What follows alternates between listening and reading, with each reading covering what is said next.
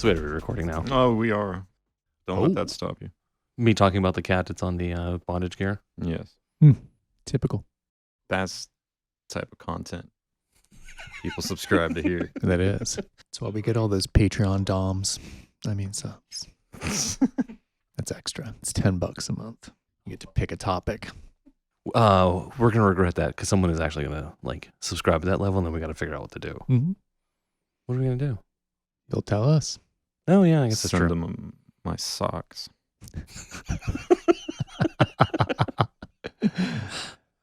It might be $15 a month. But not used. Just like you go and get like a 3-pack and you just give them one of them. Yeah. Used, that's like at least $20 Yeah. a month. Easy. Wear them for a week for 50. Piss on them for 100. Oh, God. And we're off. Could you do that though? Could you wear the same pair of socks for a week? For $50, yeah, I'd do it. I don't think I could do it. I'm a dirt dog and I don't think I could It do would it. irritate me, but I would do it. It would suck, but you know. I guess $50. I'd stick through it. Yeah, I don't know. I'd probably cave in like 4 days in. $50 that'll keep me in Lucky Strikes, you know.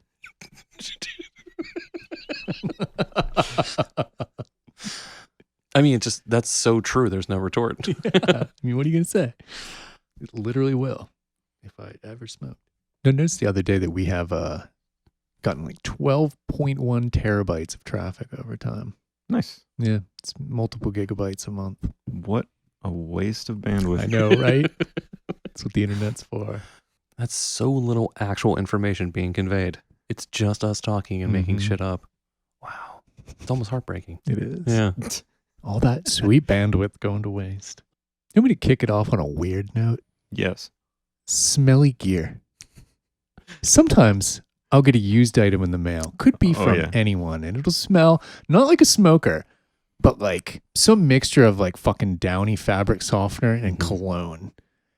And I've noticed like I got replacement knobs for my 2 of the electrons, which was actually like not that expensive. And I replaced them and the one was like immediately smelled better. And I smelled the knobs. I'm like, oh, this is disgusting. Like, that's impressive, really. When you think about like, they're not very porous. The material's not very porous. And there's not a lot of surface area. So that's a concentration of funk. And it's like a really consistent smell. I've had this happen like every so often when I get something used. It'll smell like this fucking weird smell. I mean, I always spray my used gear with Axe body spray. No. I wear Eros by Versace. Oh, I give it a little spray, you know, that way people Wow. know where it came from. a little stank on it. Like, Do you give it a spray or do you just rub it on your body? that's extra. Yeah, that's extra. I've definitely gotten some smelly gear as well. It's gross. Yeah. I can't even just. One time I got that mutable elements and it just smelled like it was in a bar. Oh, I remember that. For like a week or something. Yeah. It wasn't just like smoke smell. It was just like stank. Yeah. I was like, okay, gross. I've definitely gotten the cigarette smoking smell out of it, which is also like, again, this material shouldn't be absorbing that much smell. They're smoking like a foot away from it. Like their face is up against it. Yeah. I feel like in my experience, a lot of time it's not the module, with the exception of It's that a cardboard box. It's the box, it's the bubble wrap, it's the crumbled up newspaper, whatever they're shoving in that box. Yeah, it just reeks of like somebody's basement or something. Yeah, like laundry detergent or something, and like just weird And clearly the cartel is smuggling weed in module shipments. Right. I'm just the end of the chain. There was actually like a full kilo that was made its way through the system there. So now that you say that, full disclosure, the boxes that I have are in my basement, right beside the box of cat litter. So I may actually be super fucking guilty of doing this to someone else. Well, I think it's all you. Yeah. Like, Yeah, it's your fault. Just in general, you're the source, and your boxes are still floating around the world. I'd actually be really stoked on that. Like if I had that kind of impact, because I have no impact on anything. Like my existence, I could just stop existing and there would be no impact except smelly boxes. I like the idea that I'm responsible for something. I should peel back like the layers of labels, and yours is probably like Warhammer things for Dave. You know? Like, yes. so shout out to all you people flipping smelly gear. But I will say that Analog 4 was in immaculate condition other than that. So no issues. But yeah, stinky. It didn't actually sound like you were even complaining about it. You were just pointing it out. Yeah, it's not the worst thing in the world. But I am like sensitive to smell in some ways. So how do you hang out with me? Because I reek most of the time. I don't find that. Maybe I just am used to your smell. Probably I think we're all accustomed to Dave's stench. Yeah, because I know it's pretty bad. I try, but not that hard. I'm at the point too where I've got to find like another deodorant because I think I've like just pushed this one too far. Like it doesn't work anymore. Like your body's built up a tolerance for it and it no longer works. Yeah, that's what happens with the like aluminum-y ones. It's like you gotta swap them out. And this is why you all listen to SysEx Dumpster.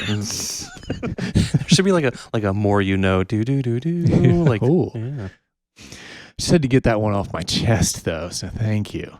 Was that even on your list? Oh yeah, absolutely. Okay. It was one of the 4.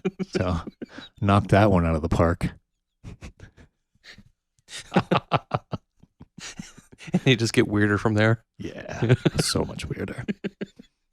Had to ease people into it. So Greg, you know what I'm going to ask. Episode 46. That is what I was going to ask. You a mind reader? How do you do that? I don't know. I'm a little freaked out. Yeah, you're like Heimdall. You're the keeper of time. Like. I am not. My perception of time is fucked. Oh yeah, no, all of us have real deficiencies in that territory. Yesterday, I finally was like, I'm a little hungry. I think I'm going to eat breakfast, get this day rolling. And then I looked at the clock. My work day was like 3/4 over. I was like, oh, it's 4:30. I was like, okay. So, what's on everyone's lists? Why don't you kick it off? Yeah, kick it off with something spicy. Oh, okay. Something spicy? Yeah, whatever you got. Something spicy. Jesus Christ. None of mine are spicy. Okay. I will say that I am stoked for the return of the Mindphaser. Yeah. I know Erica since had talked about doing this. Frankly, I wasn't 100% convinced they were going to go through with Originally it. from Hexinverter. Originally from Hexinverter. It was I think the last thing they made before the Hexinverter closed shop. And there weren't a lot of them. And it was a really interesting, complex oscillator that all of the sound demos I heard, it does weird sounds. I don't necessarily think it would be a great main oscillator. If you only had one, it's probably not the one to pick. But for like a weird sound, a lot of different sculpting possibilities, tons of modulation, seemed like a really cool thing. But, it showed up from Hexinverter and then they stopped. Yeah. They closed up. I didn't realize it actually made it to production. Yeah, there was... Yeah, like I heard like 20 or something. Like there was like double digits of them made. Yeah. Like not many. I mean, I remember you following it and talking about it on previous episodes as it developed, and then it just kind of disappeared. I just assumed it never made it beyond prototype. Yeah, that's kind of what I thought too. Or I knew there were a couple out there, Yeah. but not. I don't even know if it was a full run. I mean, it may have been, it was released and Hexinverter said that they were done like between our episodes. It was that quick. Could be. But then, and then Erica since said, this is a great design. We're going to pick this up and we're going to manufacture it. We're going to work with Hexinverter. But that was a while ago. Yeah. Like I said, I was not entirely convinced they were going to do it. And it is a real thing. It's in production. So is there a target for when you can get it? So apparently you can order it right now from Erica. Oh, like pre-order. Yeah. And it's going to ship out in the next couple of days. And then, shit. Yeah. Like, wow. But it's from Latvia. Actual U.S. retailers are theoretically going to get it, like other Erica Synth stuff. And it's not, it's a little pricey, but it's not outrageously pricey. Let me guess, like $600. $480. Oh, damn. Okay. Yeah. I was like, that's real fucking tempting. Is it a dual? Like, yeah. It's okay. Shit. Yeah. Not bad. So yeah, that's my first thing on my list is that I got my eye on this, and I brought it up in the Patreon, the Discord for our Patreons. Yeah, and Patreon user Joe Soso sort of chimed in about it, but they got the Schloppy 3 Body. Yeah, and I had kind of not really paid attention to that. And I was like, okay, like this is caught my attention again. What was the thing from You Have My Attention? You had my curiosity. Now you have my attention. Exactly. So that's where the jalopy 3-body went. It sounds fucking amazing. I'm really fucking tempted by that now too. I've heard only good things about that because it's kind of like FM, right? Yeah. Like it'll do like you can set ratios if you set a switch or something. Exactly. Like There's 3 oscillators, and they can either be ratioed or free running. Dedicated outs for each of them. And yeah, they can each be ratioed off of each other, and then there's CV control over those ratios. Really interesting stuff. But you hate FM. Yeah. Yeah, I will. And have no FM gear. No. Well, that was the other thing. I was like, do I need another FM oscillator? Yes. Yeah. The answer is yes. Decidedly yes. Because then I got my FM oscillators with my FM oscillators. You know, it's True. an Ouroboros of FM. So as much as I'm excited about the Mindphaser, Joe Soso has probably steered me towards a 3-body. They're both not small modules. No, that's it. Yeah, I would have to make room. Yeah. Kick something out or move something to another case, or you know what? Variety is the spice of life. Maybe just get rid of something and try something new for a while. I'm on that tip too. So thank you to our Patreon user for changing my gears a little. Yeah, solid recommend. Yeah. So maybe by next episode I will have one, and I will either be singing the praises of Joe Soso and them leading me down the righteous path, or I will be cursing their name and going, "How did you steer me?" Yeah. So wrong. Banned from the forum. Exactly. Just yeah. I don't know how we're gonna do that, but it will be very dramatic. Yes. Yep. We'll send like a notarized letter to them too. Be like, hey, just so you know. Banned for life. Whatever that means. Oh, that's entirely all bark.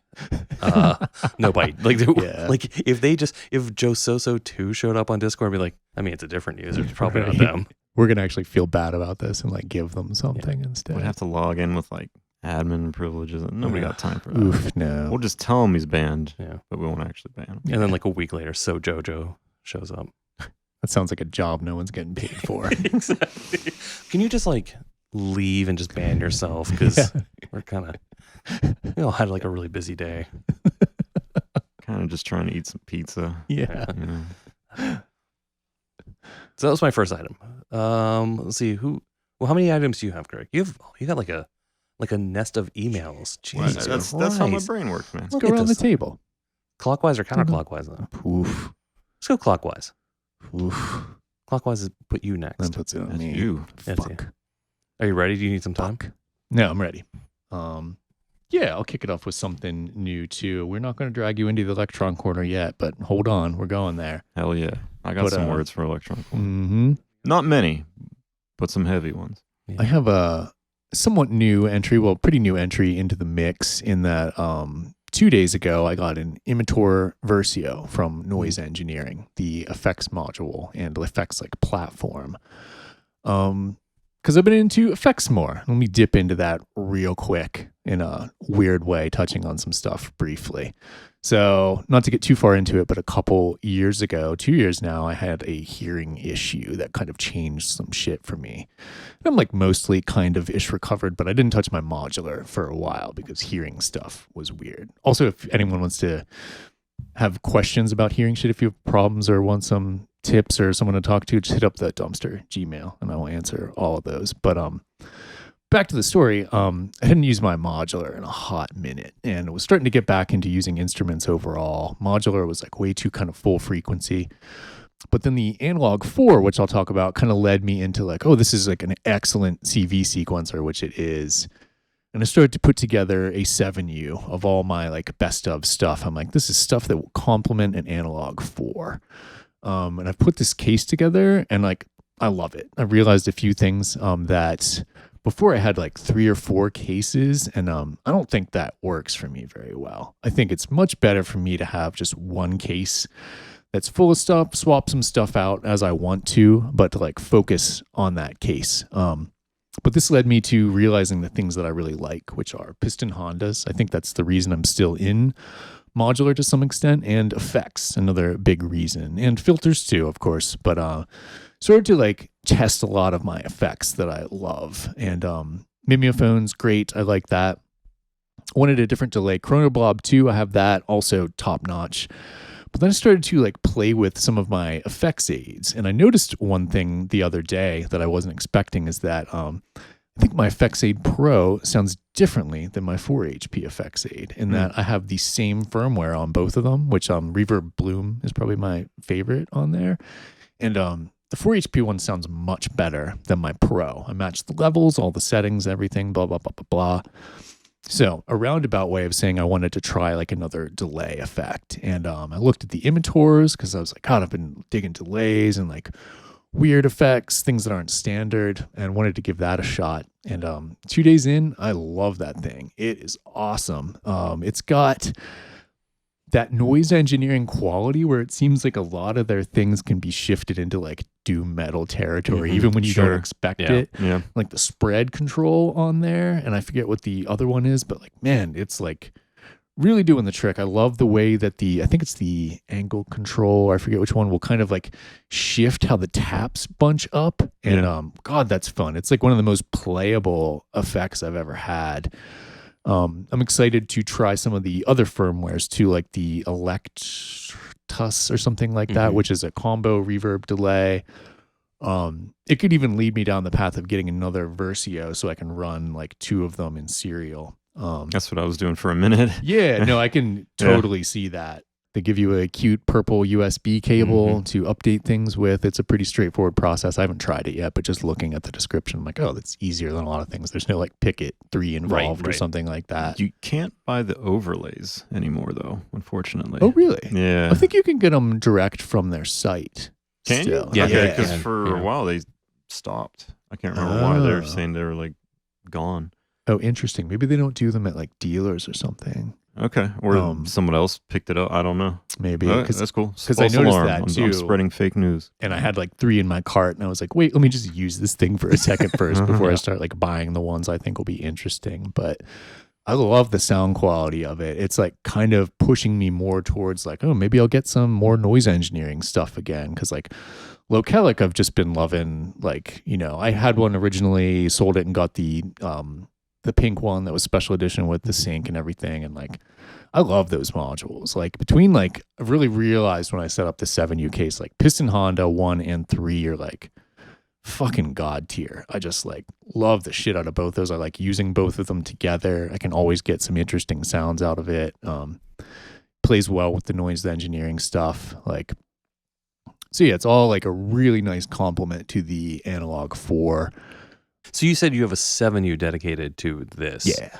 That hasn't filled that up. What else is in this enclosure that is helping with the A4? Oh, good question. I have the 2 surge filters that I really like, which are the variable Q and the variable bandwidth, both classics in my mind. And I also have the OBXA filter from G-Storm Electro, which is another like favorite of mine.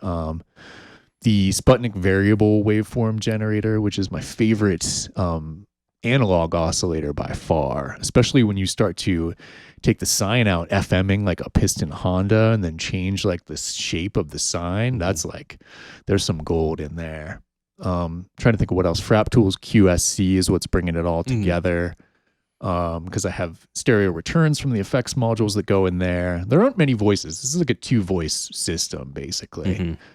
And envelopes, I have a Javelin and then 2 of the System 100 System X envelopes. I'm trying to think of what else. That's a lot of the meat. Chronoblob, mostly effects. You know, it's pretty heavy on that. Not much modulation because I've been using the Analog 4 for that a good bit too, because all of its CV outs can send like envelopes or LFOs or gates or clocks. How many CV outs does the Analog 4 have? 4. Okay. Nice. CV gate. So you can do like 2 CV gate pairs. You could do like 4 clocks if you wanted to. It's up to you to like however you want to set it up. And I've got, we'll get to that. I've got 2 Analog 4s now. Yes, I did do the deed, and I got a Mark 1 with my Mark 2 now at a ridiculously good price. And I love having 2. As I said before, like it is the Analog 8 I kind of wanted. Thing I didn't necessarily expect is I go to the Mark 1 more than I go to the Mark 2 actually. Yeah, because you were mentioning in the last episode that Ramteen was telling you that it was thinner in the low end. Yeah. And confirm that for you? Different. Okay. I'm bleeding into my next topic, but like the overdrive is so different on the two of them. It's almost ridiculous. Like there are things on the Mark I where you can turn up the overdrive a little bit and the entire sound will go away. I don't know if I need to calibrate it or something, but No, I remember that happening with mine too. okay, Yeah. cool. Mark II doesn't do that really. Yeah, I like overdrive. If I recall, I kind of had that same issue with my Rhythm Mark I too, and it's what annoyed me. Oh, but yeah. The overdrive sounded so much better on the Mark II, in my opinion. It was actually usable. It is. It's way more full. Yeah. On the Mark I, it's a little different. Yeah. I realized like I don't like the square wave on either of them, but what I realized is the feedback oscillator type on there is like the source of the actual square wave I wanted, basically, which is kind of why I sold it in the first place, is because I'm like, my first test on a synth is like throw a square wave on, filter that thing, and does it have like, you know, balls or not, basically. And yeah, using the feedback oscillator, that's huge. Like I love that. I like having 2 analog 4s. I think it is one of the things that helped me reduce my modular a lot. Is I'm like, all right, for like basic analog stuff, this covers it plus yeah, I can some. see that for sure. Yeah, and everything else is just like all the weirdness of Eurorack that I like in this case. And that to me is like, oh shit. That's like best of both worlds type of thing. Yeah. It's kind of what I'm rolling with, because I have like presets right now. I just save like, you know, the project on 3 machines and I'm pretty much good to go. Yeah, it's dope. I love I like the A4 Mark I and Mark II. I think the A4 Mark I is one of the best deals out there that you can get, period, just from a synthesizer, because there's a lot of shit to do in there. And it is, I kind of feel now it's maybe even a slightly better drum machine than the Rhythm, but it can't make a kick that's as nice as the Rhythm can. Yeah. Yeah. But as far as like hats, I actually think I prefer what hats you can make in the A4 over the Rhythm a little bit. Really? Yeah, you get a little more flexibility with how you can shape it. I like both of them. Like, don't get me wrong, the Rhythm is still like, I'll never let go of those. But I do have the Mark I and Mark II of the A4 and the Rhythm now, and I'm not mad at that. Mm-hmm. I think hats from the machine drum is still my favorite when it comes from no, those are unique. Electron, yeah. The FM hats are like one of the best synthesizers, and the hats on the machine drum for sure on Electrons. So we have just wandered without any sort of care into the Electron corner. Oh yeah, we are like, we fell right we're like into it. right in the middle of it. We didn't stop. There was no announcement. There's nowhere to put We're just in the pit. the now. theme. Snuck up When you're on in the you. pit. Can we put the theme here? Can we put it here? I mean, we're like, Are we going to make a new theme every time? I don't know. Just gonna I don't have any Electron gear, so it would be up to you two. I'm down. Okay. Yeah. Yeah, as long as you're willing to commit to that. The last one was actually A4 driving the Piston Honda. Really? Oh, it sounded Yeah. good. Yeah, I really Thanks. like love it. the Piston Honda Mark I is still that's kind of the one you want. I still have the Mark III. Even if it's not up front, my main oscillator, whatever, it's always right there. It's always in second or third row. I think it's funny that you like the Mark I and you like the Mark III, whereas the Mark II has always been my favorite. Which I tried to get. And I regret selling very much. I tried to get Piston Complete the other week, and someone bailed on me on Reverb. Yeah. And then like the other one that came up, like it deflated me a bit. And I was like, I don't know. I had 2 of them for a while. I had Really? Yeah, I had a pair of Mark IIs. And I got a lot of mileage out of them. And then I sold them. And I was like, I sold them when the 3 came out. Right. Mm-hmm. And that was also around the time I was downsizing a bit. And I ended up not liking the 3rd quite as much as I liked the 2nd. I could see it. They're different. They are. They're all different. They're all different. Yeah. Because It's the like- Tool was the only one that goes into LFO mode. That's the thing when it comes to like Scott's designs. I feel like none of them are like replacing any previous version. It's just a different version. Yeah, there's no Game of the Year edition of those modules where it's everything. Yeah. Yeah. You're going to get something different out of each one. Like Time Safari Mark 1, in my opinion, is still like one of my top favorite modules of all time. Probably my top. Huh. And it's impossible to get again, and it makes me sad because Well- I've owned that module and sold it like multiple times. Same with the 2nd version, Mhm. which I just never really enjoyed as much as the first. The first just, Oh, yeah. I feel like that was probably my favorite distortion and noise source ever. Huh. Like, Wow. yeah, I really liked that. In fact, I even mentioned that to Scott when we were at NobCon. I was bullshitting to him a little bit. And he said that he pointed to someone across from him, I forget who, but he said like he custom built a Mark 1 for him upon like special requests, and I was like, you taking more requests? But he got his hands full at the moment. But Right. yeah, no, that module I think was one of the main reasons why I started a modular in the first place, and it still like has a very special place in my brain. Yeah, that's a piston I've had since back. I've had that thing for like 11 or 12 years now. That's wild. Holy shit. And to your point, the Mark III, like the Mark III has the base that the Mark I does not have. The Mark I has like that glitchy Atari Halloween feeling that I can't get anywhere else. It's unique in that regard. I love just sitting like the wavetable position between two values, and it'll like starts glitch to out jitter in a perfect unstable way. I was doing that last night I used to actually. just call that the wavetable jitter. Right. Yeah, but it doesn't. The Mark III doesn't have morph discontinuity either. That was taken away. Which is kind of sad because I like that a lot in the Mark I. Yeah. Well, fingers crossed you get that Mark II.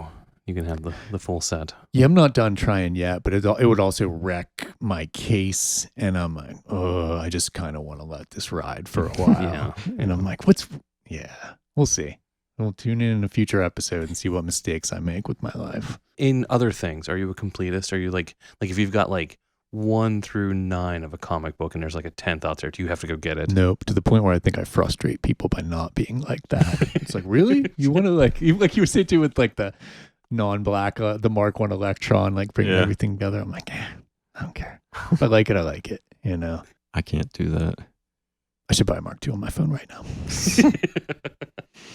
You are a completist, Greg. I am. Which is why games like Baldur's Gate 3 is kind of killing me.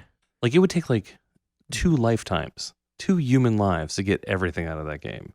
So not to deviate too far off top, but yeah, I'm like 30 hours in, and according to other people who have played it a lot, I'm not even past the beginning of the game yet. Oh yeah. Wow. Because I am trying to like explore every thing around me before I move on to the next area and complete everything around me and find every book, every secret, and then when I feel like it's pretty complete, I move on to the next. And so, yeah, it's taking me forever to make progress. I'm in the same boat with that game. Because I'm not really playing it that often, and I'm not doing it as a completist.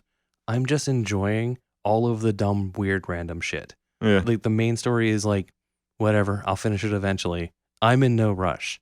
I'm like, ooh, what's that over there? I'm gonna go chase that animal, see where it goes. I'm also not very far in that game, and I know people that are on their 3rd playthroughs, Right?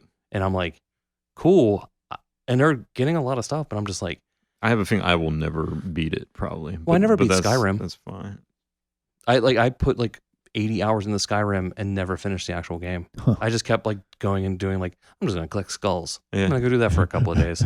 I never beat Elden Ring. I got to the end-ish, but yeah, I was kind of just trying to do the same thing. Try to do everything, every side quest, everything. So yours is different though. You aren't finishing it because you want to complete everything and you've got like the completist mentality. Mine is I'm a distractible child who's just like, ooh, I'm going to go do some random dumb shit. Ooh, a piece of candy. Yes. Another piece of candy. Yes. But between the two of us, we'll never finish an actual game. Yeah. Nice. But yeah, when it comes to modules, I get the same way. I'll obsess over things like the knobs and the faceplates, and I want everything to be uniform and complete feeling. Or, yeah. I can get that way, like too. I couldn't buy the gray rhythm. I had to wait until I found a good deal on the black one because I needed it to match everything That up. was a good choice, though. For a number of like features, the Mark II rhythm is insanely better than the Mark I. Which I'm going to steer us back into the electronic corner. Get us back in there. Did we ever leave? Well, we were talking about Harvest Man. Industrial music electronics. It hasn't been Harvest Man in years. Get with it. It's Get with it. Civic Arena. It's Harvest Man. It's Heinz Field. I don't even know what the fucking acrosure is. Yeah. I don't even care about football and fuck that shit. But the electronic corner is big enough to encompass all of this discussion, is what you're saying. Yeah. So I sold my rhythm. It's What? gone. It's gone. Goodbye. Goodbye. So what happened this time? So I was having fun making drums on it, like I mentioned in the last episode, having a good time. And then I wanted to try to integrate it into my patches that I got going on, hardware and VCV wise. Mm-hmm. So I was like, time to dive into Overbridge. You talked about your perils with Overbridge in the last episode, but you didn't really get into it too much. There isn't much to Overbridge. say other than like I felt like the latency was just too much.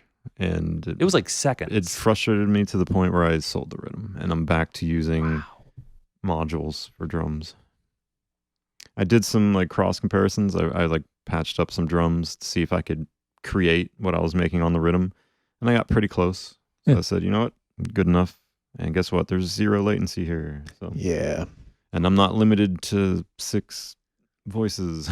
You know, it's like So did you get some drum specific modules? mostly in VCV, but when it comes to the hardware, I'm still relying heavily on mutable plates, which in my opinion is one of the best drum modules out there. Oh, 100% agree. Hard to argue there. Yeah. Absolutely love it. So I was getting a little frustrated with it last time I tried to use it as such because I couldn't make it as tight as I wanted to on certain sounds. Mm-hmm. And then it's because I was relying too much on the internal VCA. I've also had that problem, and I just started using I've been running it in other VCAs and shaping it with that. And it's a whole new world. I just couldn't get it as tight as I want, even with modifying the response and all. Like, I want like a tight, fast kick. It just wouldn't let me, and I was like, "Fuck it, I've got to run this through another VCA, shape it that way." It was a little bit of a disappointment because I wanted just an all-in-one kick drum module. Same, but I'm really glad that I stopped limiting myself to that, because using an external VCA with it, you can then do more with the internal to do longer like modulations in FM, and then have that go through, you know, like a shorter external VCA, and then it all works perfectly, exactly how I wanted it to. And I'm super happy with it. I've started writing a whole new track. I took out everything that I was trying to do with the rhythm and just started rewriting it from scratch using just plates and VCAs and effects, and I'm much happier with the results. So I'm glad that we had a very similar experiment going on at the same time, and we didn't even bring it up to one another. I was going to mention it in the chat, but I was like, I'll bring that up in the episode. I just wanted to say again, like how invaluable plates is. Plates. That made my ultimate case too. The knit, which is the 6 HP version. Yeah. I didn't have it in it first, and then I put it in the case, and I was immediately like, "Yeah, you belong in here." Yeah. I still have 2 OG ones in my hardware rig, and I've also been accompanying it with multiple VCV versions of it as well. Yeah. To make like a full drum kit. I don't think I've ever seen a VCV patch from you that didn't have a handful of plats in it. Yeah. Well, that's the thing. Like when it comes to VCV, because there's so many options, I've been trying to stick with what I have or am familiar with from hardware. Yeah. So yeah, I've been sticking with a lot of mutable stuff, some Bafako stuff. I have some noise engineering VSTs in there as well, running in the host module. So yeah, I'm trying to keep it as like hardware-ish as possible. Yeah. I want my in-the-box experience to be more like out of the box. That makes sense, yeah. Because yeah, it's too easy to get lost in the millions of VCV options. Right, and we've talked about this in the past about like VST plugins, and like, you know, 15, 20 years ago when we were doing more stuff in software, that waking up every morning and seeing what VSTs came out, and then at some point spending most of my time just going through VSTs and not actually limiting to the 20 to 30 that I need. Right. And I have to limit myself. Right. So I can see that having in VCV Rack having that same problem of just being like, the sky's the limit. Well, that's not actually going to result in getting anything done. Sure. Yeah. Which triggers another thought, if you don't mind me going there. The top left corner of my case is a big chunk of ALM stuff. Because, man, I really love a lot of those modules.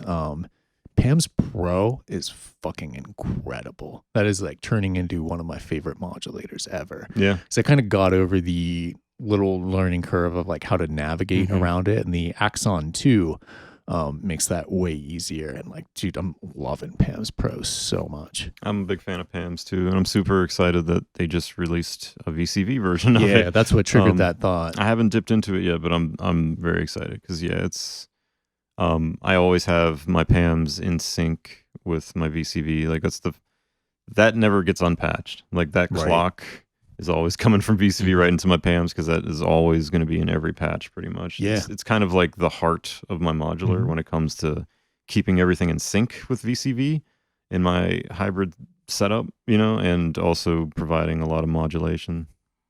I love that screen too on Pam's Pro. It is like, for as small as it is so clear and it's easy to see what's going on. And I don't have the Pro. I still have Pam's new workout. Yeah, but I did check out the Pro when I was at one of the places I was at. Patchworks? It was either Patchworks or Nightlife. I can't remember. One of them had one sitting there, and I was like, oh, wow. I was like, this is a very nice screen. And one of them had the black version.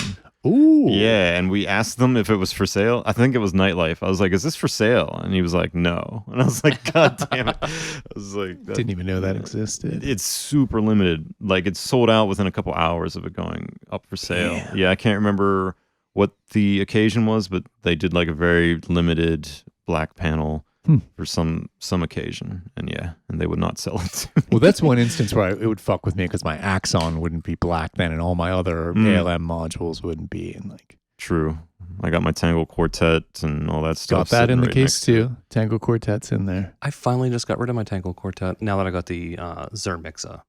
Oh yeah. So I've just been using that. You got VCAs, yeah. I always use mine. If I'm not using it as a submixer, I always find use for it as an attenuator. Yeah. 4-channel attenuator generally. Yep. So yeah, I don't know. It's one of those things that I feel like is small enough and cheap enough that it'll probably never leave my rig. It's just always been in there. Yeah. I realized too, I still have a squid sample, which is not in this case, but like it's such a perfect companion for the squid sample to like deal with the outputs there. It's like, I like the squid. I know I'll eventually use it in someday. Plus, I just like a VCA that has a knob that isn't just based on the CV input. Sometimes you want to let me just turn this down. Yep. Almost good at making designs that are very playable, I think. And, they're fucking good designers. Even something as simple as the PIP slope. Yeah. 4HP envelope generator. I use it all the time. It just works exactly like you want. And it even has even a cycle, has all the things you want in a envelope generator. 4HP, no complaints. Yeah. OAX too. I feel the same way about. That's in the top left of the case. To the left of Pam's is the OAX 2, which is perfect for what it does. Offset and attenuator, and you get two of them. Right. That's somehow hard to get sometimes in Eurorack, and that one just kind of nailed it. But I don't think we extol the virtues of Alm enough. No. I think more people are becoming aware of just how good a lot of that stuff is, and how it's like this nice mix of like functionality and simplicity. Because even I don't like stuff you dive menus in right now, but Pam's, that is not bugging me at all. It's really easy to get around. To be honest, it's like only one layer deep. Yeah, pretty much. Yeah, Yep. I mean, you know me, I can't stand menus either. Yeah, you and I are both things. That's why I avoided Pam's for a while. Same here. Yeah. One I don't like, I will say though, that I am selling is the MFX effects module, which is painful to navigate because it's all like hit the button for the parameter and then scroll over and over again. And like, I don't know. It's as I was trying to figure out what was going on with my effects aids and all this other stuff, like sometimes when I would use the MFX, I'm like, this doesn't sound right. And my homie Luke like loves the MFX and he's like, oh, it sounds like a lot of my vintage effects and stuff like that. And I'm like, oh, I can hear that. Like, it's kind of modeled after quad reverb. Yeah. Right. It never sounds like wet enough to me in a way. Like I can't get the effect to be strong enough or something like that.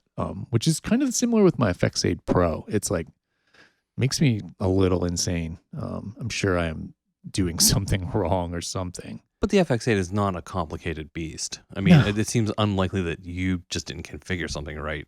It's not like there's a lot of configuration on it. Yeah. Like I want my Pro to work as well as the 4HP right. does. So I don't know yet why it's not. Like that Bloom preset sounds different.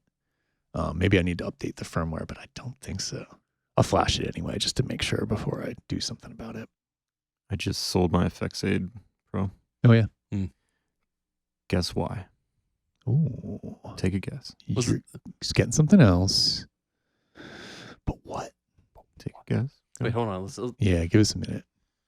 Listeners at home, you too. Take a guess. Yeah, see, give them a couple seconds there to guess. Is it something you've mentioned before? Yes. Definitely. My guess, Mm-hmm. something from Strymon. Okay. That's my guess. That's a good guess. That's my guess. Nick? Yeah, fair. Oh, I think I know which one. I think I know what you mentioned. It's the Brig pedal. Nope. So I sold it to get a ZDSP again. Oh, yeah. There you But plot twist. I also bought a Strymon Cloudburst, which has so I was partially right. You were partially right. Is it the like stripped down Big Sky kind of? Yes. Okay, Yeah. cool. It's a single model from the Big Sky. Mhm. Yeah. And I'm enjoying it as a pedal.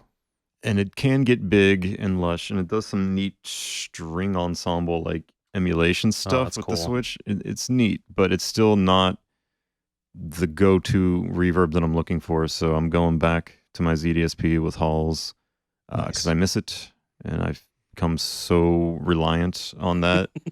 I tried to shake it. That's why I sold it and bought an effects aid. Mm-hmm. I was like, there's so many more effects in here. Yeah. Clearly that makes more sense.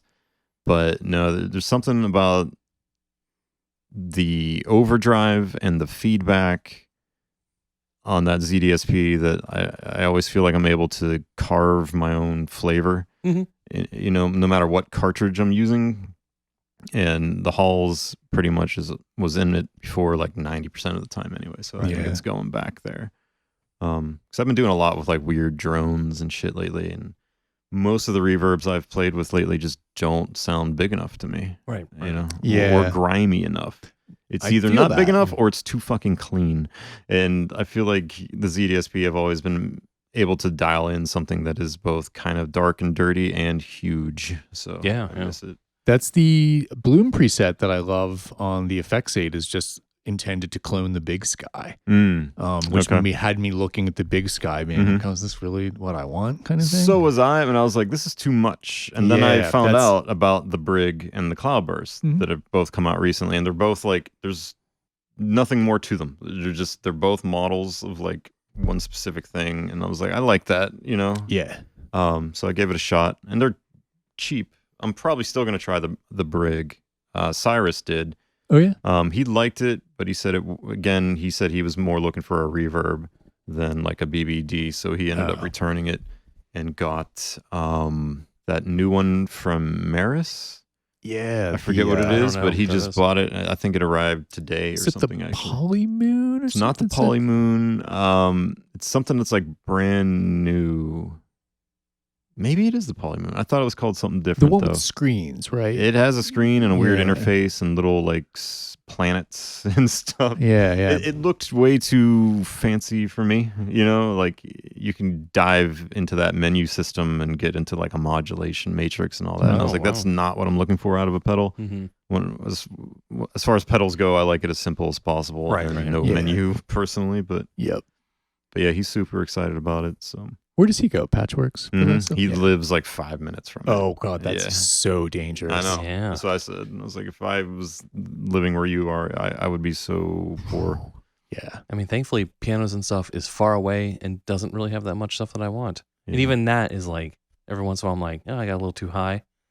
Oh, shit. I'm at pianos and stuff. I'm at pianos and stuff. How'd I end up here? In the basement, looking at electrodes. Holy shit. Did I pull your card? I feel seen. I have definitely done the thing of like, well, I don't have this Electribe.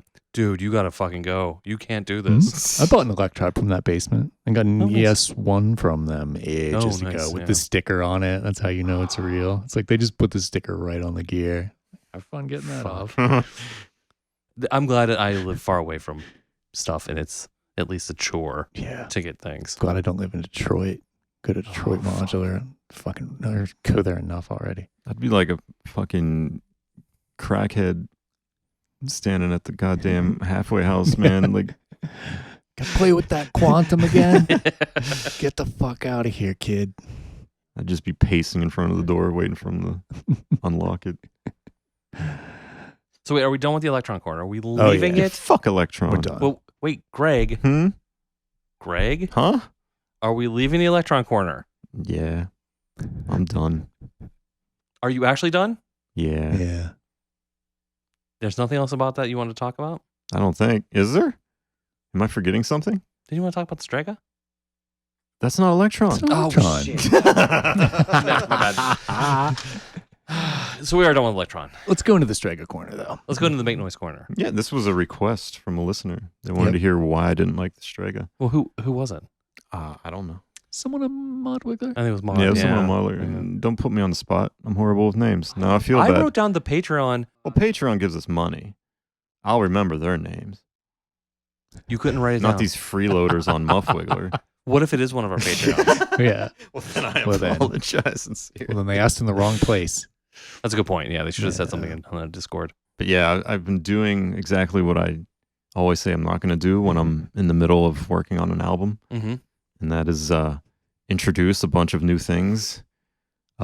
So wait, do you Yes. think the listeners are all surprised? Like, we've been interacting with them for years now. In fact, just today, I described you and I as being mercurial in our habits because holy shit, we're fickle and sick and like you never know what the next trick is going to be, even though you kind of know exactly what it's going to be. right. That said, bravo using mercurial like Yeah, that. I That was is proud of that, that's too. fucking awesome. I love that word. Doesn't get used nearly enough. So yeah, and some of the things that I introduced was a handful of make noise devices. Had a brief little love affair that A did not end handful? well. Yeah, I started out with the Mimeophone, Mm-hmm. and then the Strega, and then the Spectrophone. That's right. Jesus, you went through all of them. Yeah, and they're all gone now. Every last one of them. I gotta admit, personally, the Strega is still the biggest surprise to me. That was the one that, like, that I when you- got one, or that Yeah. I didn't jive with it. Oh no, that you got one. The not driving with it is 100% Yeah. the expected outcome. It had that thing of like, is this when we intervene? Do we need to like be like, hey, Greg, So I don't know about this, man. I guess a little bit of context then is necessary. I think it is. The listeners are probably in the same boat as I am. Because here's the thing. I started looking at the Strega whenever there was talk of me possibly playing at the Catabatic. Right. And I did not want to fly all my modular gear over. And I wanted something that was semi-modular, that was super portable, relatively inexpensive, that I didn't have to worry about too much, that I could do some drone/noise patches with. On paper, the Strega was fucking perfect. Mm-hmm. It nailed everything that I was looking Unfortunately, for you the don't most play part. on paper. Correct. Yeah. In reality, once I had this thing in my hands, yes, I realized that once again, this thing is just very make noise. And I think probably since our first episode, I've complained about how I just generally don't like make noise interfaces and, well, they're panels and And the light combos. I know you're and not the light combos Yeah. and things like the, morphogene and things like that. Yeah. The Strega is peak make noise bullshit.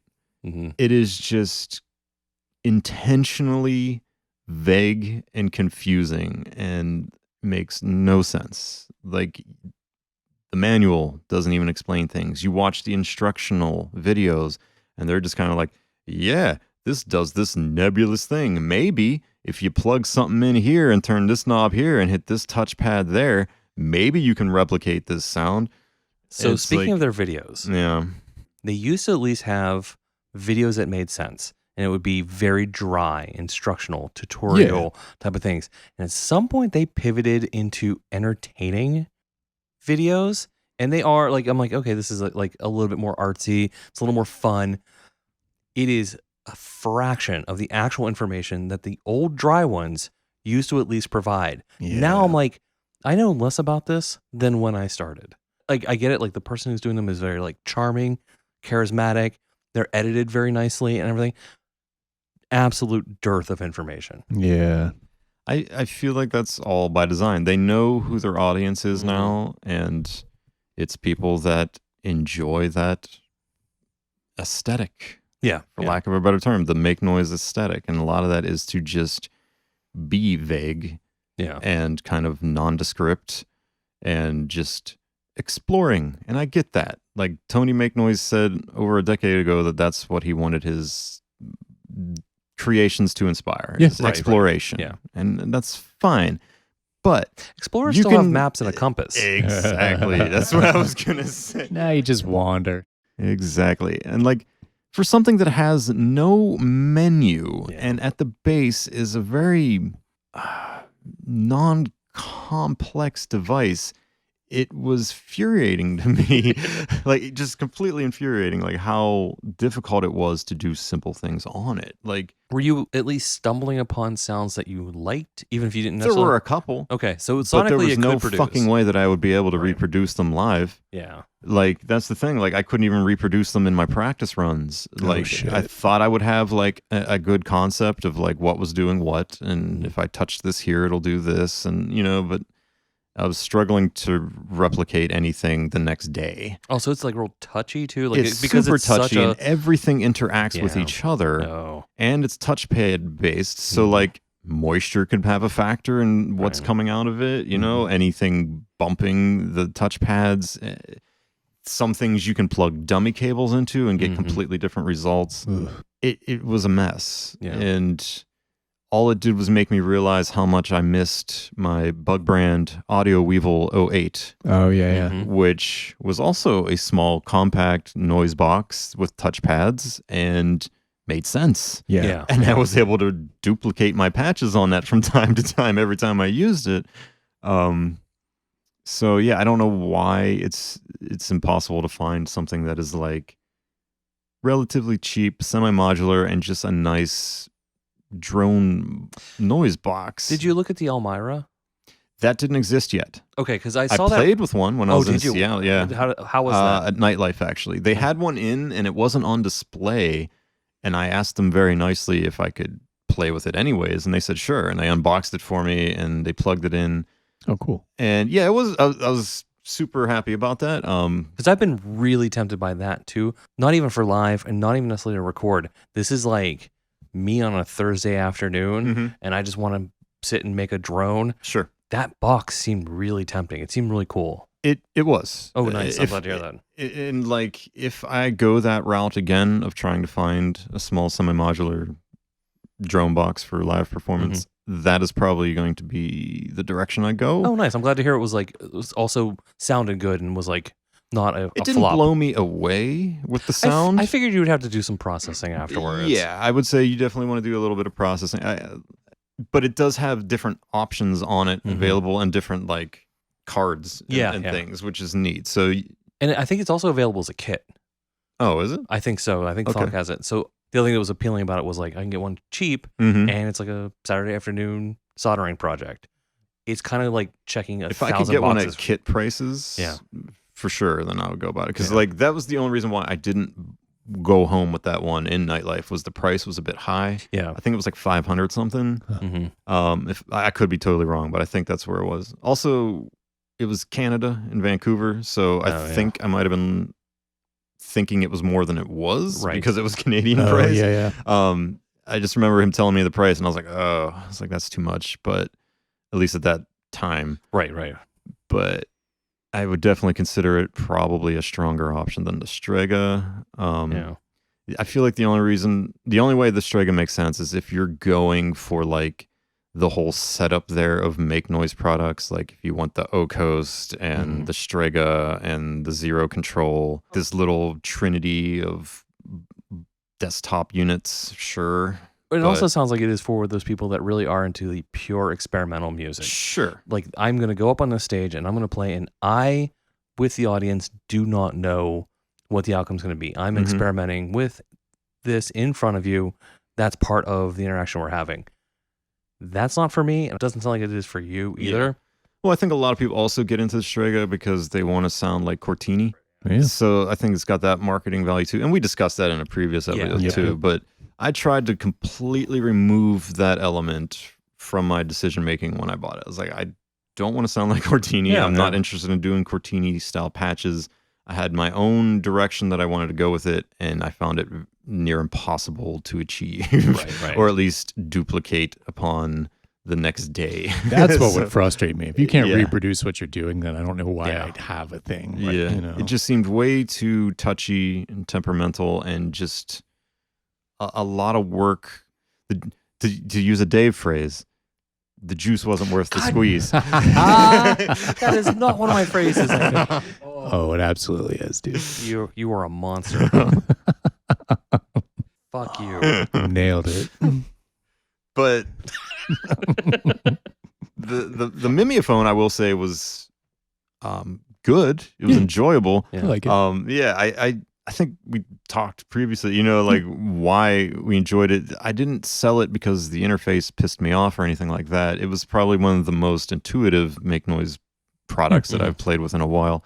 It was just I didn't have the space or money for 2 delays, and I recently acquired one that I felt was stronger and more what I was looking for. But I'll dip into that later. They have similar like feels about the Mimeophone in a way. I have mine. It didn't make my main case, not because of anything other than size, really. But there's certain things, like you said, the colors. Like I wish that was just like 4 different LEDs or something that would indicate the zone. I wish you could clear the buffers. I don't know if I talked about that last time. And sometimes it will make like very high frequency sounds when a delay builds up that I really don't like. Whereas other things seem to be a little darker. That one is more just like kind of shreds in a way. That's kind of what I liked about it, though. Oh, yeah? I've noticed that I could dip into, especially when I would really get crazy with the clock, into some interesting, harsh, kind of digital, high-pitched, feedbacky stuff. It'll do that. I liked that a lot about it. Like, that was what kept me going back to it the most, was I was doing some interesting, like, just very fast, high-pitched delay. Not like Karplus strong territory, but I guess But like right sort before, of. kind of. Yeah. You know, I was dipping in and out of that zone, I would say. Karplus average strength. Yes. Oh my God. What's next on your robust list I there? do have a robust list, all on Sharpie. So yeah, the mentioned a million times in the past. I am a Synthstrom Deluge fan, super fan. Yeah. I it's the heart of everything I do. Mhm. Absolutely love it. I'd been putting this off a little bit because also I didn't know what was going on with like live sets over the last couple months. So I was like, let me just keep this, because it's also not only is it the heart of what I do at home and making music, it's also the principal thing I use for playing live. So I kind of put this off for a while, but I was like, you know what? Now's a good time to do it. I finally sent it away for its retrofit. Oh, nice. I'm getting it back next week. So it'll have a shiny new OLED, which I'm excited for. But while it was gone, I was like, you know what? I'm doing a lot of stuff with like the LXR, but nothing else. I was like, this is the perfect time to do all of the updates that I've been putting off for fucking months now. So one might say you have a deluge of updates. Well, see you later. Wow. Just wow. Don't look at me like that. Truly I speechless. made it funny. Is that what you call it? We're rounding that up to funny, are we? Wow. So Made a little pun. So I'm going to That's ignore. what we do here. We have fun here at SysEx Dumpster. We do HQ. Fun. I am not having fun. So I'm going to ignore that and move on with. So while my deluge is away, I've been doing a bunch of updates. Jesus Christ. So good. So Polyand Tracker, very excited for this update, because this is the one that has the zero crossing. Yep. Which has been, honestly, for me, the biggest like negative for that box is just sitting there going like, nope, finding something where it doesn't click on these slices. It's gone. It's just gone. Nice. It's an option to zero crossing, and when you're setting the slice points, if it's zero crossing, if you've hit it, it turns green. So the little bar turns green. And you're like, fuck, I nailed it. I went back through all of the shit that I've been working on. Everything that's on my tracker, went through each one. Every click is gone.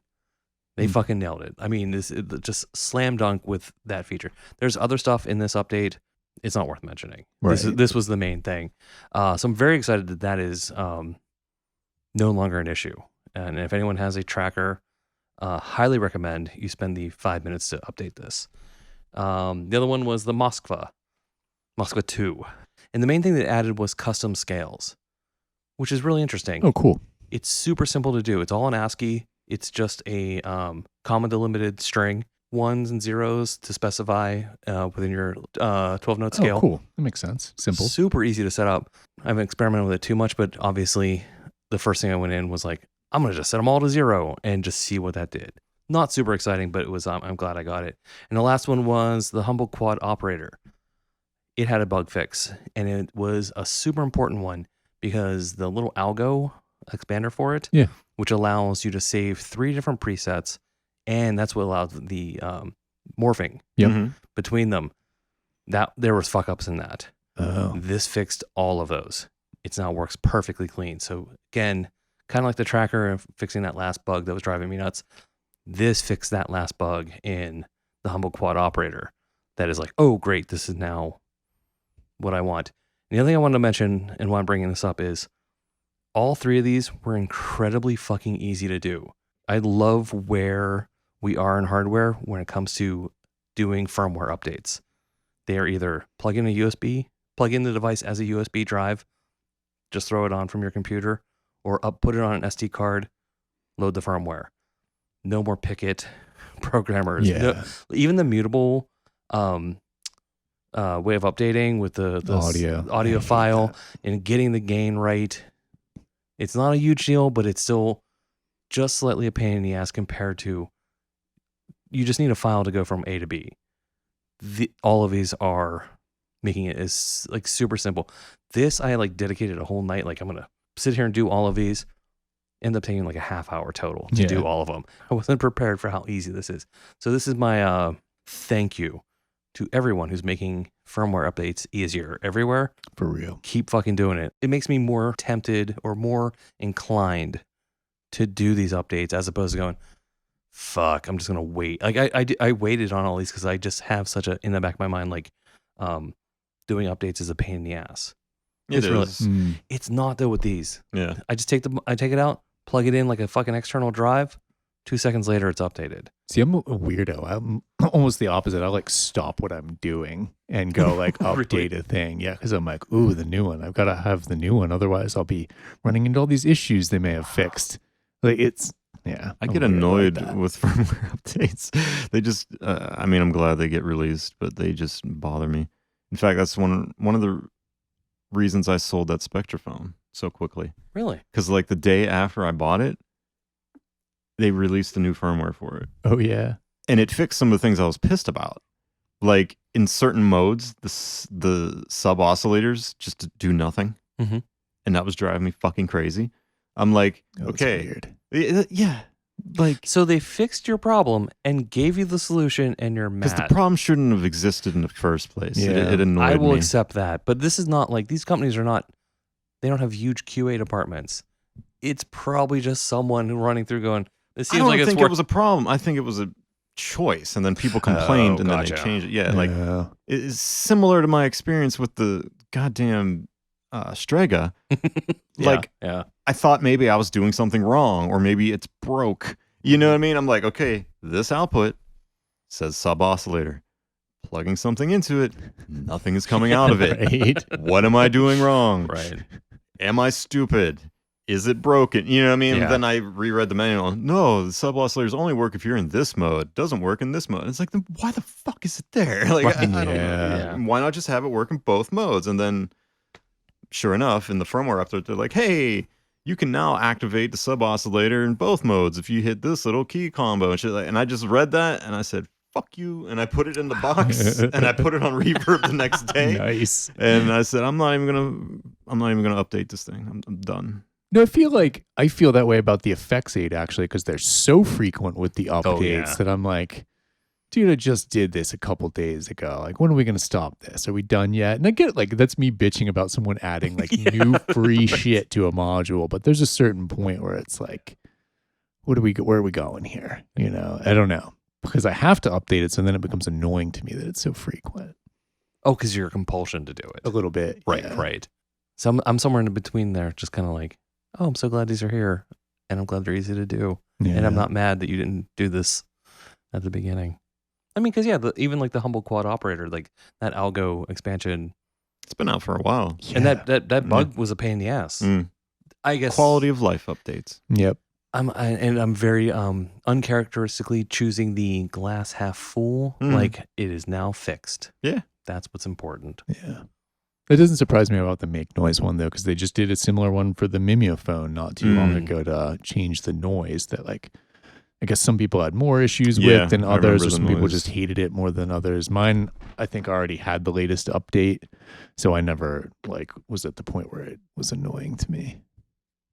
Yeah. Well, next episode I will have hopefully have a review for the 0 of you out there that want to hear about my deluge and the OLED update.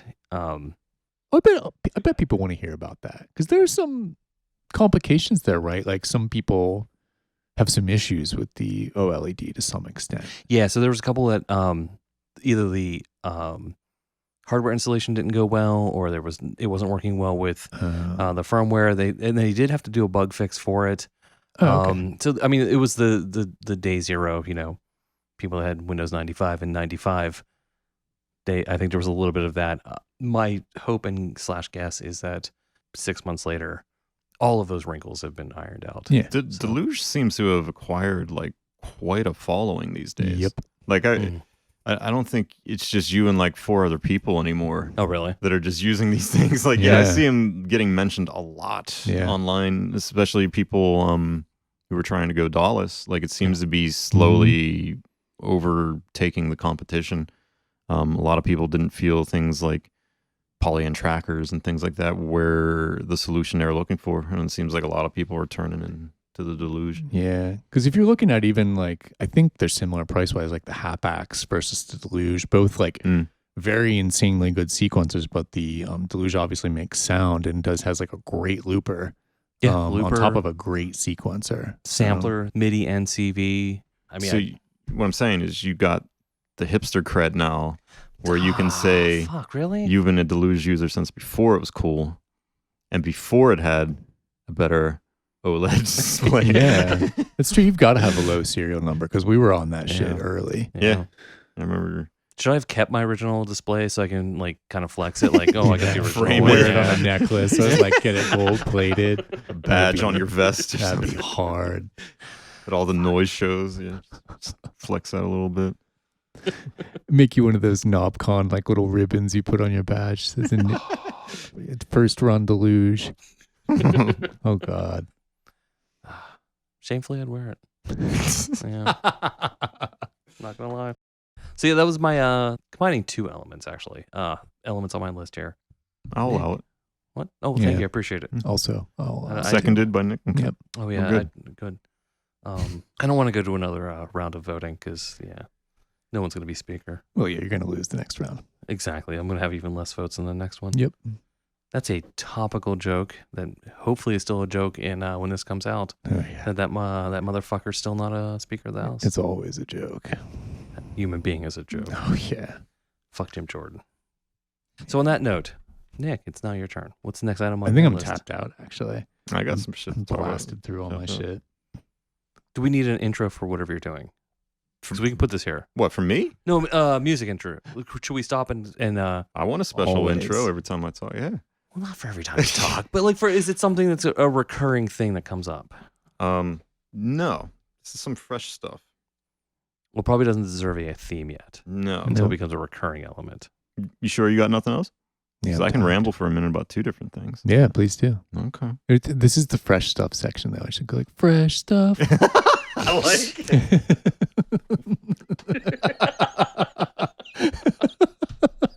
You 110% need to do that. Fuck. I like it. Certified fresh. Holy shit. Oh, someone's got a manual out, which is kind of ironic for you. to be honest. I just wanted it for reference Mhm. because I have it. I was gonna just bring the module down, but it's kind of patched up at the moment. I did something very unlike me, very uncharacteristic of me. I did an impulse buy.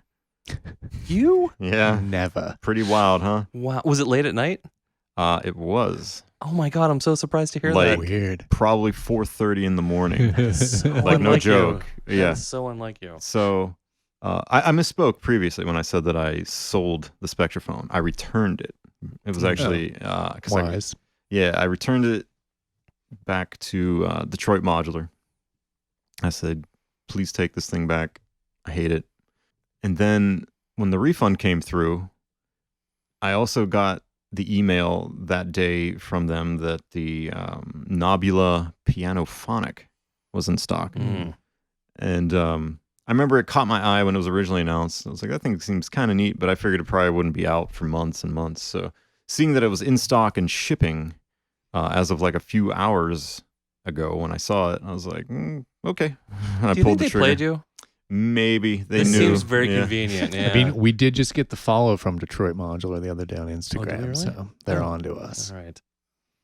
And we're on to I them. do use SysEx Dumpster with my purchases and my returns. So maybe he was trying to figure out what the fuck is going on Probably. with these people buying and returning all this shit. Yeah.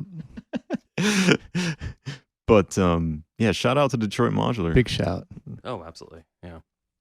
But yeah, Pianophonic, enjoying it way more than Spectrophone. Like immediately more gratifying. It sounds good. To the listeners, can you give them the elevator pitch as to what this is if they're not familiar? Honestly, I don't even know what the fuck this is. Like, It's not just piano. it is sounds, not. right? I mean, if Okay. it was just piano, I would have been super Right, bored right. with it. Yeah. It appealed to me because it seemed like it could do much more than that, and it can. It has 16 different banks or modes, I should say, Mm. and then within each mode, you have multiple ways of blending and mixing between the wavetable and the sample, and like it's interesting because like So they have a distinction between sample and wavetable? yes, because for example, like in your standard piano mode, if I'm understanding this Mhm. correctly, the wavetable is like the sustained piano sound. The sample handles the hammer portion, like the percussive element of it, Oh, okay. which you can adjust. Like, as I'll show you on this neat little diagram here, you have two switches here. For within each bank, you have 3 ways those can Mhm. work. And you can also adjust like the attack, the release, the start point, forward or reverse on the wave. So you can start to sculpt some really interesting sounds between the two sources, which is the wavetable and the sample. Now, are the sounds typically ones that have like a percussive element, like or It's like a geared towards string elements. I'm not going to run through all the modes here, but like you got like grand piano, upright, bright, felt, toy, Wurlitzer, some DX stuff, some Glockenspiel, Vox Humana, some synthwave stuff, and then like those are the wavetables. Yeah. And then among those, you also have like the hammer, which is the sample base. Mhm. You can adjust how they work within each mode with these selector switches and all the other blending options.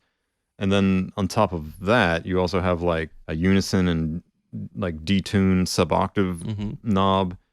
You have some onboard effects, which is compression, overdrive, and reverb. So there's a lot going on there. Like I'm really enjoying it from like a sound design standpoint, and I'm making things that really in no way resemble a piano. Right. Even Yeah. though that's the starting point, by the time I'm done sculpting and shaping and affecting it, it's a whole new, sound. Mhm. And that's exactly what I was hoping I'd be able to achieve with it.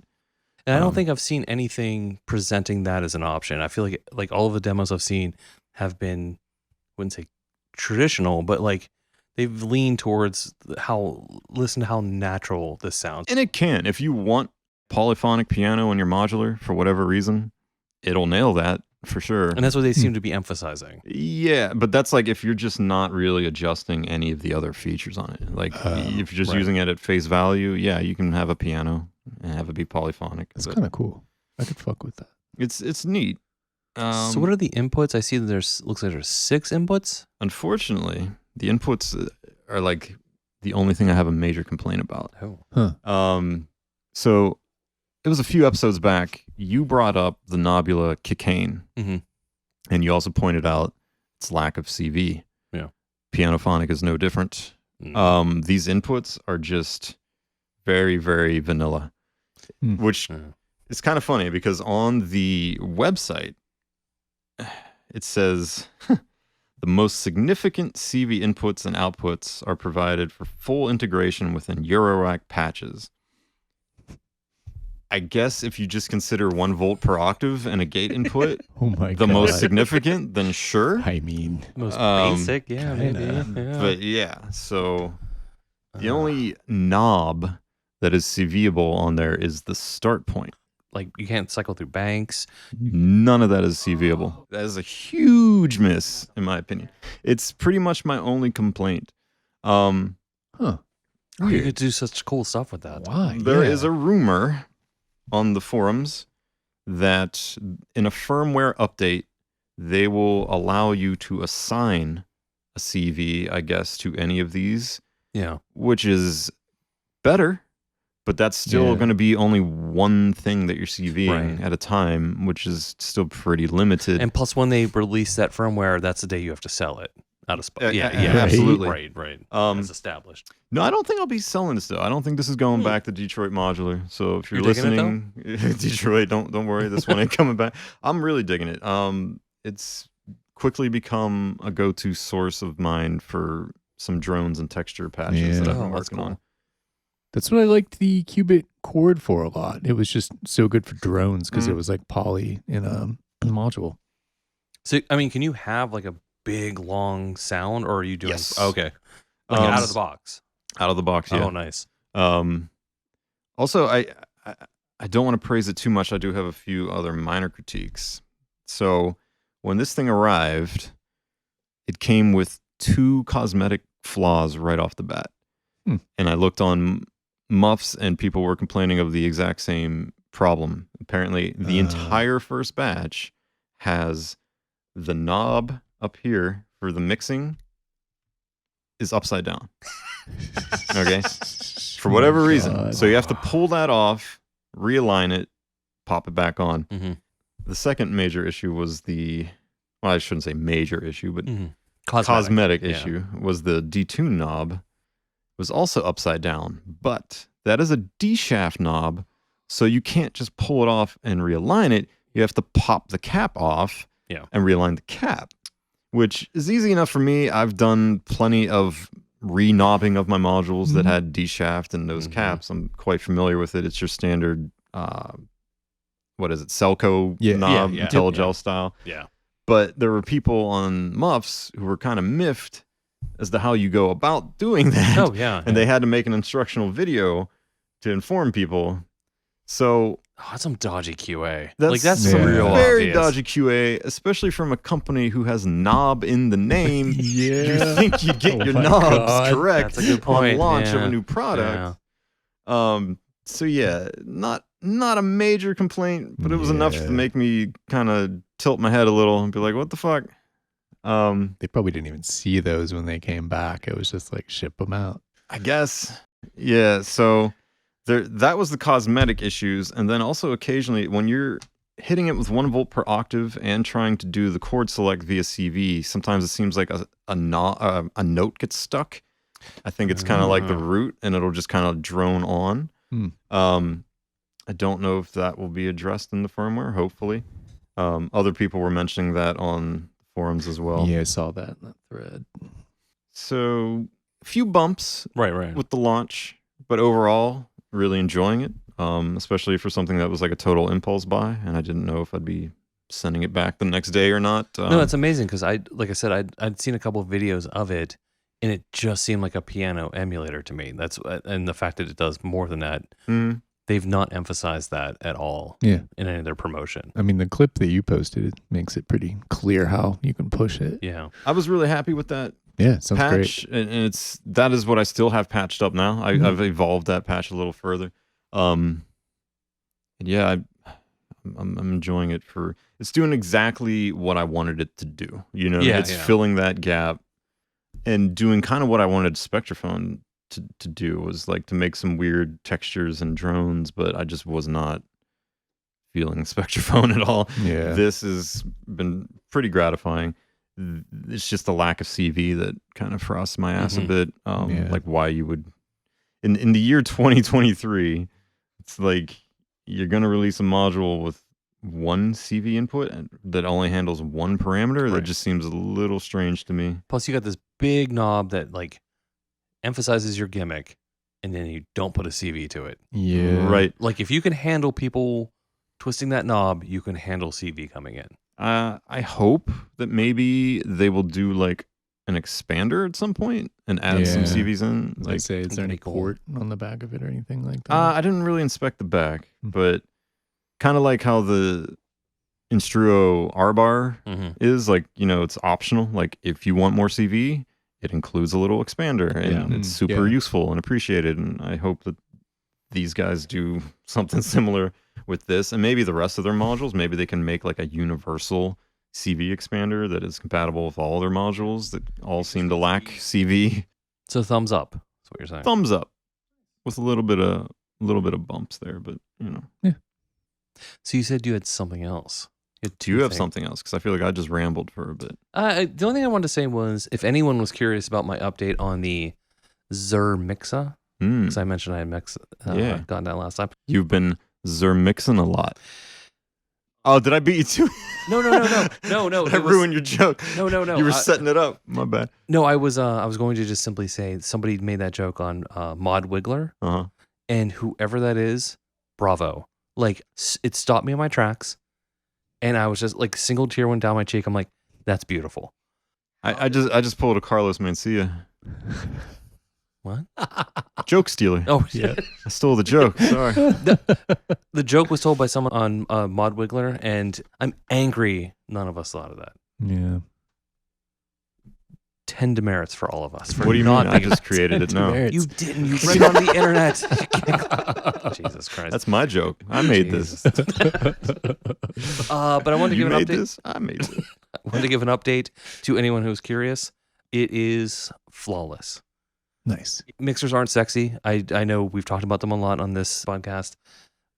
It's not been revolutionary. It has, however, completely solved all mixing problems I've ever had and probably ever will have. Nice. If you are interested in this, just go for it. It's super easy to set up the expander for the CV inputs. You can do crazy shit with it. All of the menu is just one level deep. You spend almost no time in it.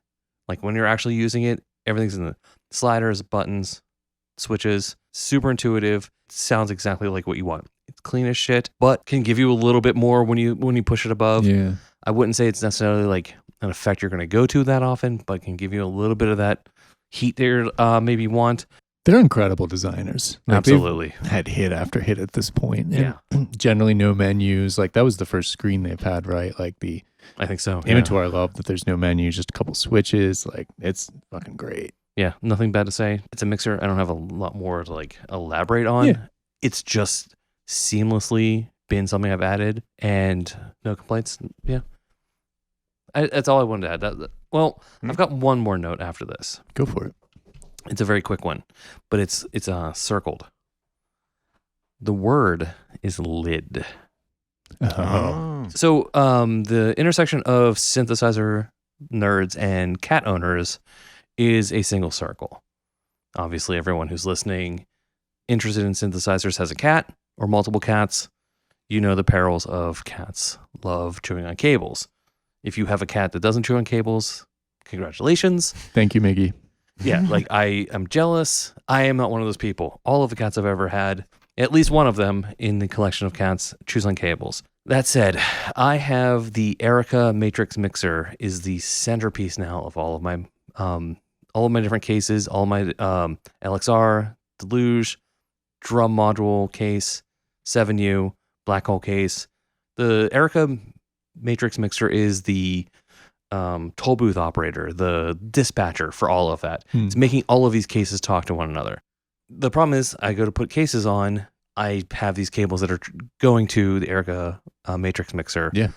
So I have to unplug them, stick them back up into the case, plug them back in. So in my head, I'm like, oh, it'd be great if I had a little hole on my 7U lid where I could put the lid back on, but all of the cables going to the matrix mixer were still plugged in. Yeah. And I could cable wrap those. Yeah. But I don't want to cut a hole in my lid. So I contacted IntelliGel. I'm like, hey, listen, I have a 7U. I have cats. Do you have a lid that B stock or you couldn't sell for whatever reason, can be beat up? I just need to cover these cables. They responded back. We got a B stock lid. Nice. Hell yeah. I haven't got it yet, but as soon as it shows up, I'm going to cut a little hole in it, keeping the cats out of the patch in the 7U, couple cables going to the matrix mixer, solving problems. Hell yeah. That's all I do. I have a similar need, actually, so I'm curious what solution you come up with, because now I have 8 cables from the analog 4s going into the modular, and like generally they're kind of patched into it, and like it's the one reason I can't like put the lid on when I'm done, because I like to put the lids on everything and just like call it a day. But I'd be curious to see what you come up with. Full disclosure, all I have is a Dremel and a jigsaw, so this is going to be brutal. It's going to be just gnarled. It is not. How much do you need space-wise? Because in my mind, I was thinking like, oh, it'd be great if you could get like a rubber grommet and like Home Depot has a variety pack of grommets, and they're pretty big. Like some of them are like 2 inches big that I just got a long time ago because I'm like, I can always use a grommet. Yeah. Next time you're making a gravity bong. Yeah. Or for your huge piercings that you have. So yes, both of those. The only problem with the grommet though is since it's fully enclosed, I would still have to unplug it and run the cables through when I put the lid back on. Good point. So I'm thinking of a 3/4 grommet. That way I can just put the lid back on and the cables are just running out. Yeah, what am I thinking? You need a U or something. You need some exactly. opening. Yes. Yeah. Okay. That makes sense. The solution may involve a lot of like duct tape and electric tape. We'll see. I need to get really high and drunk with my Dremel and my jigsaw. See what fucking happens. So yeah, that's it. That's the last of what I have on my list. Greg, you have one more. I have Greg, one more. take us Something home, that Greg. Bring it home. I forgot last time because we were so wrapped up in the NobCon It's wrap true. up. Yeah. IntelliGel Sealegs. Oh, shit! While we're yeah. on the topic of IntelliGel, Yeah. Segue. I've had it for about 2 months now. Still really enjoying it. That is what I replaced the Mimeophone with. Because I felt like I was just kind of going to it more often once I had it in there. And I didn't really want to dedicate that much space to 2 delays or that much money for that matter, because neither one of them are necessarily cheap. Or small. They're or both small, pretty. yeah. They're pretty big. And it was eating up a lot of space. So I was like, one of these got to go. So ended up going in favor of Sealegs. I think it kind of nails what I've always wanted from a delay module. I especially enjoy the fact that it has a drive circuit at the input. Yeah. Smart. It sounds great, and it can push things pretty hard. I'm almost positive it's the same drive circuit from their Morgasmatron filter. Okay. It sounds very similar to my ears, and I always liked that overdrive sound. So I think putting that in there was a nice touch. The fact that it has both a high pass and a low pass filter on board, very nice, much appreciated. Allows me to just kind of sculpt. It feels more like an instrument with the inclusion of all this extra stuff than just a delay. You know, like I can really dive into it and kind of start sculpting things. It has the 3 different delay modes, which is nice, but honestly, I've rarely taken it out of tape delay mode so far. What are the other 2? It's a BBD, and the other one is kind of like a granular delay type of Oh, thing. that's cool. They just call it Digi mode, but it kind of has like a weird like granular sound to it, like granular delay sound. Is it stereo? It is stereo. Oh, that's very nice. Full stereo. So like even if you weren't utilizing the delay very much, you could still use this as like a stereo overdrive / filter / reverb with the fog circuit that's on there. Okay.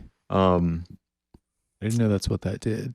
The fog? Yeah. Yeah, so it's a reverb. It's nice. It's not amazing. Yeah. But what is extra neat about it is that it has 3 different mixing options. Okay. You can have it only affect what is coming into the input, or only affect what is delayed, so like wet, dry, basically, or the mix, so everything. Oh, that's really cool. So yeah, so like if you just want to kind of like double it up, like you have like a fogged out sound and a delayed sound, you can do that. Have them kind of be separate, which is very nice. Which one are you leaning towards more often? Generally, I've been having it just on the input and keeping the delayed sound kind of like non-fogged. But I've been bouncing around between all 3. Yeah, in that regard, I've been playing with the fog a lot. I wish they would add more like reverb models to it that you could maybe select using a key press of some sort, because there are a few under the hood like hidden options. Like you can kind of select by holding the shift key or freeze key rather. It functions as an alt key. You can like adjust the noise, like how it's handled a bit, like pre or post delay. You can also select where you want the auxiliary CV input to be routed to. So you can send it to pretty much anything. It is. And I like how these are just extra things. They're not really in the way. Like for the most part, everything is right up front. It's all slider based. It's very hands-on. I like how they didn't try to cram too much into it or make things, Tiny little knobs. Knobs or just like hidden things. Like for the most part, everything's up on front. It's a sizable module for a delay, but I'm glad they went that route. And it has like a modulation circuit that can go through different modes. Sort of like the delay mode that I always have in tape. I pretty much always have the modulation modes in the while and flutter mode. I think the two go very nicely. When you have those two combined, along with the filtering and the noise, if you bring it in just a bit, you have like a poor man's generation loss, sort of. You can dial in some really interesting like lo-fi tape vibes, Yeah. It's pretty neat. So what control do you have over the fog? The fog is just a knob. A single knob. A single knob. It's like one flavor, take it or leave it. You can adjust the decay of it, which I think at max. Oh, that's cool. Yeah, you can make it shorter or wider. If you hold in the Alt key and adjust the fog knob, that you're then adjusting the decay of it. But yeah, because it's kind of similar to the Halo and the Mimeophone otherwise. Just like real basic-y. Real basic, adding some reverb. Smear. Yeah. The decay, if I recall, I think is 3 seconds at its max. It's either 3 or 5. I want to say 3 though. I don't think it goes as far as 5. So yeah, if they added some more to that, some bigger ones, some like maybe spacey, lush ones that you could select, or like maybe from their digital spring verb unit, like have that built in there too, so you could have like a spring verb. That would be cool. But as it is, the fog is pretty useful. So how have you been using it so far? Is this for drums, for drones, for drones? Like 100%. I haven't really even used it much on percussion, which I thought I was going to be doing a lot originally. But so far it's been finding its way into every drone or like texture patch that I've been patching up for the last 2 months. So I haven't had a chance to even use it on like percussion because it's just been kind of consistently patched up in that fashion. And like even right now it's totally patched up into something like that. In fact, the Pianophonic is being routed out of my modular into the Cloudburst, into GenLoss, then back into my modular and into Sealegs. Wow. Yeah. Love it. That's kind of where I've been at lately. I've been having a lot of fun making weird, super affected textures and drones to go with my percussion stuff. Because like this album, I wanted it to be a blending of like both worlds that I've been working on, like very chaotic, kind of harsh, fast-paced percussion, very broken up beats that is somehow meshing with very spaced out ambient textures and atmosphere. I want to find like the balance between the two. Well, if anyone's going to find it, it's you. I'm trying. I'm getting there. I'm making progress. I've been working on this album for a year now, and I'm finally feeling like I'm more happy with where I'm going than not, which took me a minute to get there. That's awesome. Yeah. Sealegs, I think, was a good, healthy addition to the workflow that I got going on right now. That's for sure. But yeah, I don't want to drone on too much about it. I'm on a roll tonight. That's an end of podcast right there. Yeah, well, that's an end of a lot of things. I don't know if we're on speaking terms anymore.